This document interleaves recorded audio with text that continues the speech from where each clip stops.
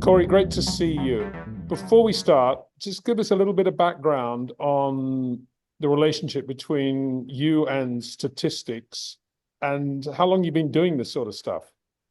Well, I really have always been into numbers, even though my career, I'm known as the accordion guy, but I've always been into numbers since I was a kid. My parents put me in front of CNBC, which is our stock channel. I just love seeing all the ticker numbers going by. I was like, oh, I love this, up 3 and 5/8 and all these and charts and graphs, and I was always into that. And then also, when I was very young, my dad put me in front of Formula One. So my first, and I always loved sports, but Formula One was my first sport I loved. And I started looking at numbers and who has the most wins and who is that. So that was really the beginning. And then I got into weather and did more with stocks and then any statistics. And I got into sports of course, all our major sports in America: football, baseball, hockey, basketball. Just I love stats and I love digging into the stats. And really, I think the reason we're all so crazy about sports, to me, is the relationship between the eye test and the statistics. In the eye test, what we see, what we feel, and the statistics. And there's actually no greater example of that, maybe in any sport, than Jim Clark, actually. You look at his numbers and you're like, well, he wasn't very good. Where I think me and you and many other people across the world think he was the greatest driver of all time. How can that be? How can those stats, 2 championships, couple of wins, how can, because you got to look into it. So how can I line up the eye test? Will it actually show if I dig deep into the statistics? Can I find a reason, actually? Is there a way to show that? And that's kind of interesting in those relationships between the eye test and the statistics. And that in answer to the Clark thing, of course, the answer is that he didn't start many Grand Prix and there weren't many races in one season anyway, and cars were much less reliable than they are today. Right. But he had the strongest competition of all time and was unquestionably the greatest driver of all time. Yeah, and the fun thing is, and I've told you this just in private where we talk, no matter how I redo the statistics and do a new way, oh, what if I did this way, Clark always comes out on top. It's really incredible. Once you get rid of the bad luck, races he was supposed to win that he didn't win, that he clearly should have won. And there's kind of 3 levels of statistics to me. There's the basic statistics. Lewis Hamilton has 100 wins, most wins, 100 poles, most poles, 7 championships, most championships. He's easily the greatest driver of all time. We both know you can't just do that. That's very lazy. Or the second levels, all right, I'm going to look at percentages of wins, percentages of poles, percentages of championships. Okay, Fangio, easily the greatest driver of all time.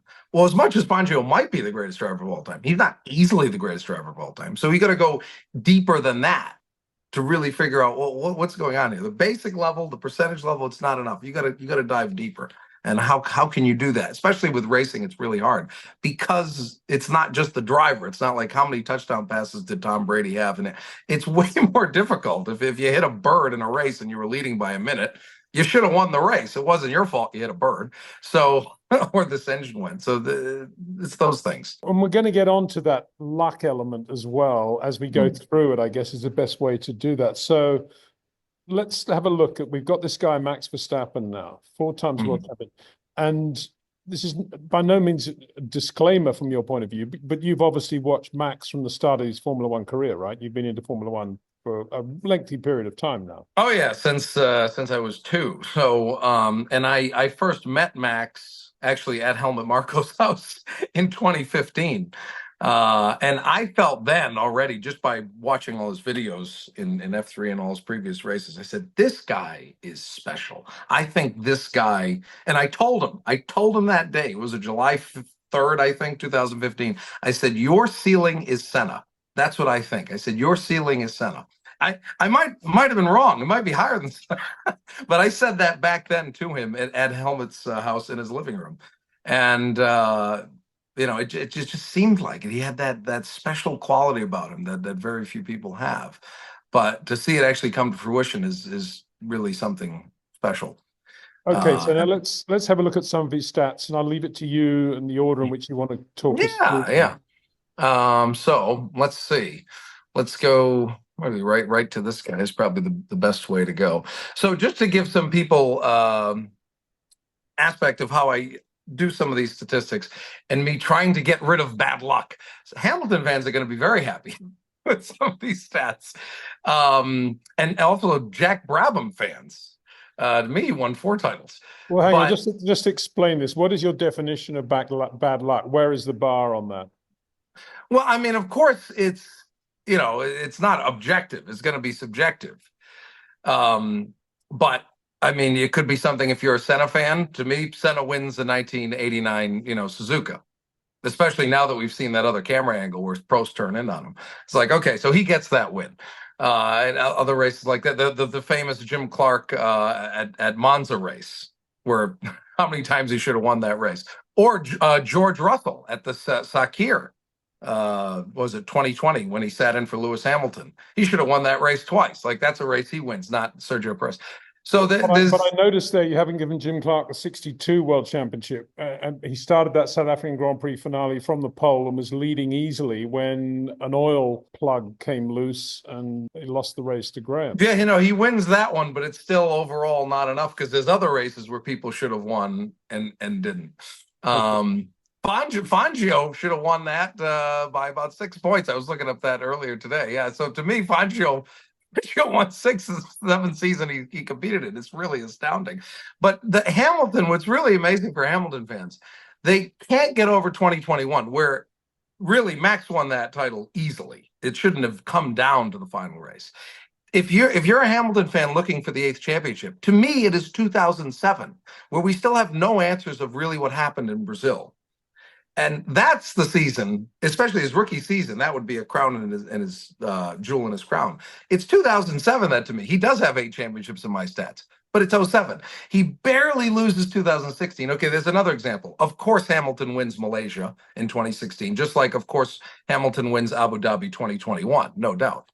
But it's 07 where Hamilton actually, to me, should have won that championship. Even with the mistake in China, I leave him. It's not like I help him there. He beaches it in China. Yeah.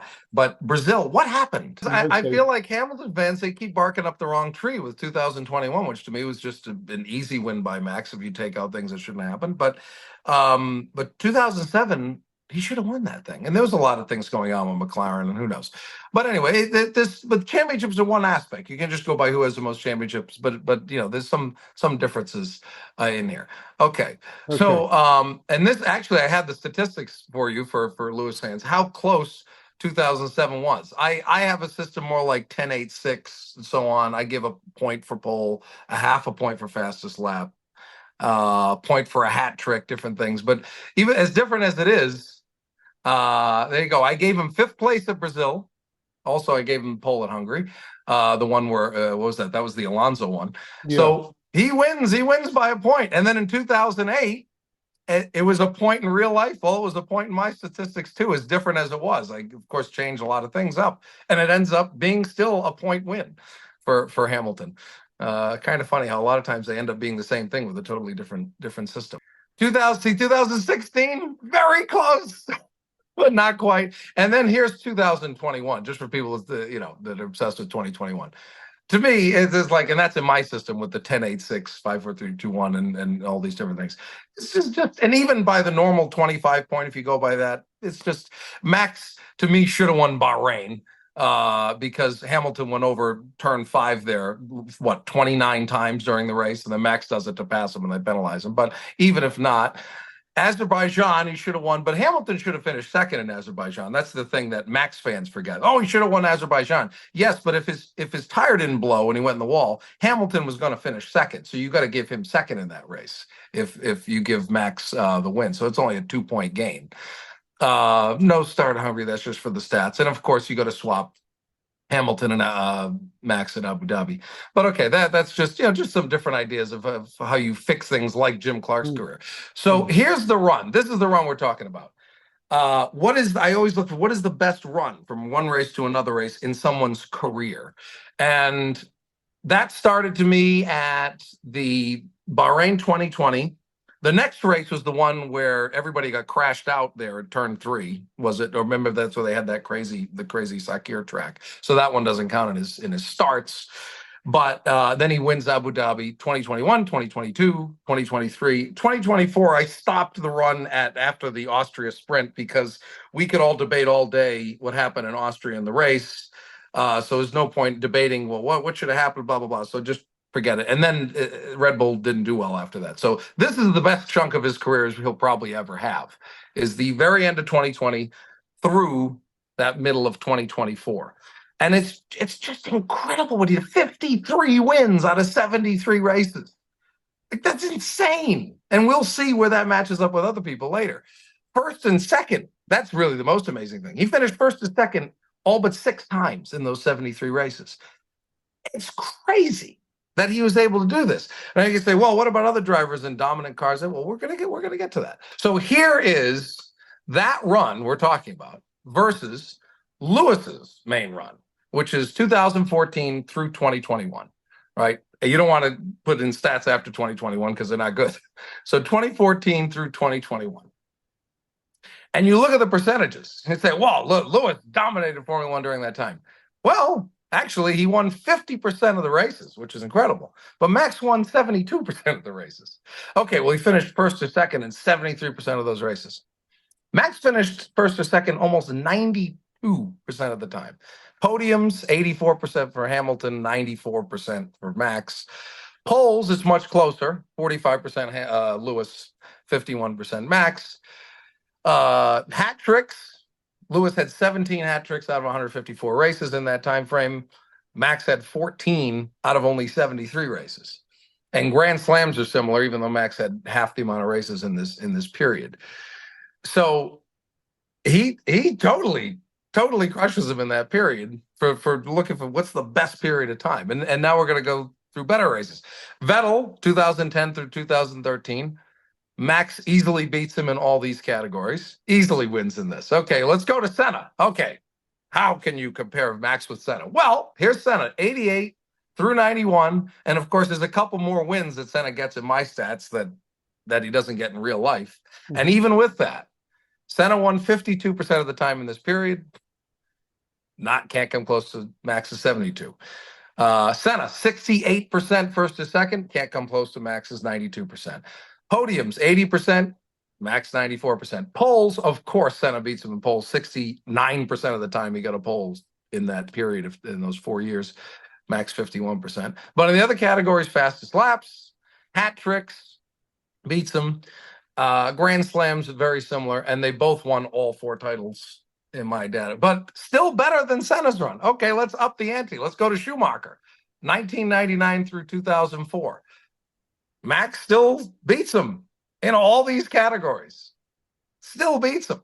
Okay, let's go to Fangio now, Peter.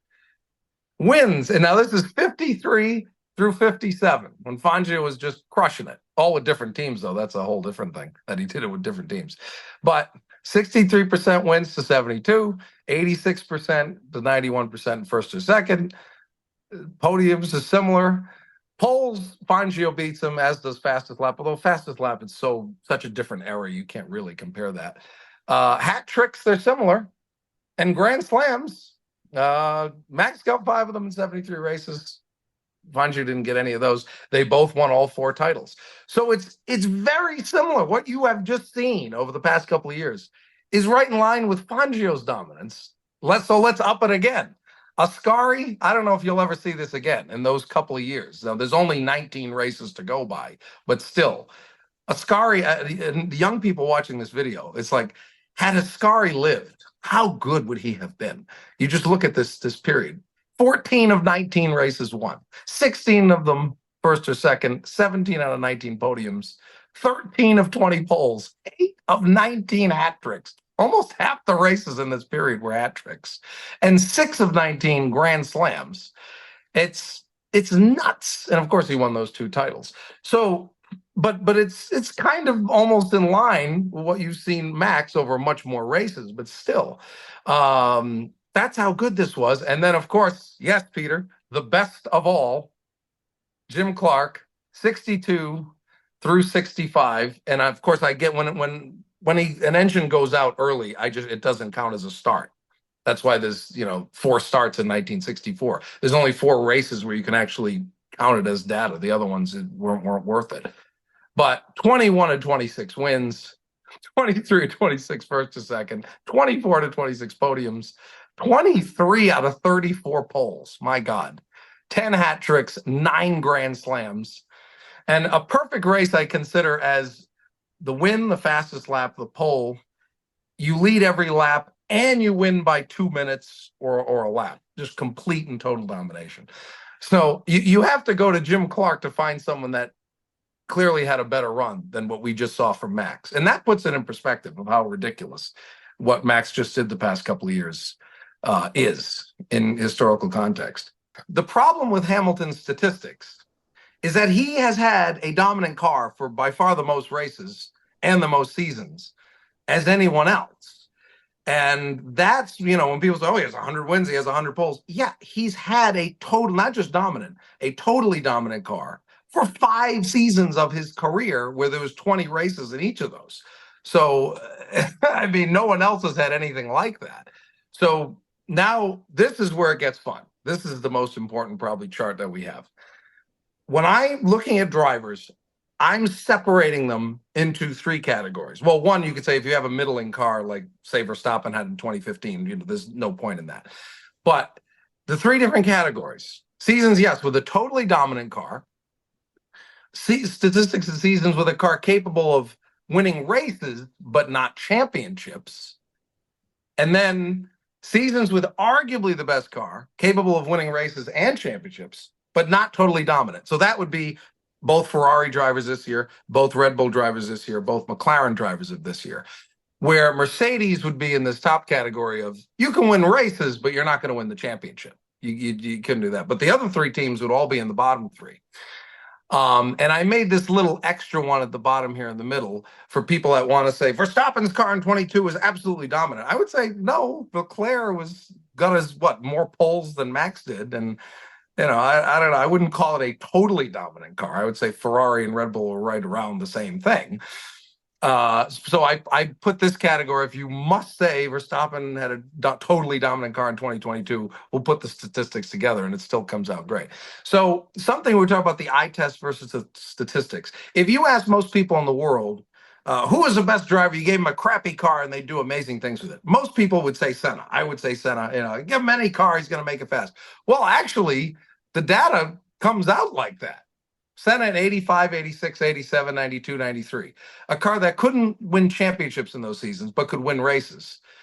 And you look at that, best winning percentage, best pole percentage, also got 2 second places in championships, and 3 of them third place in championships or better.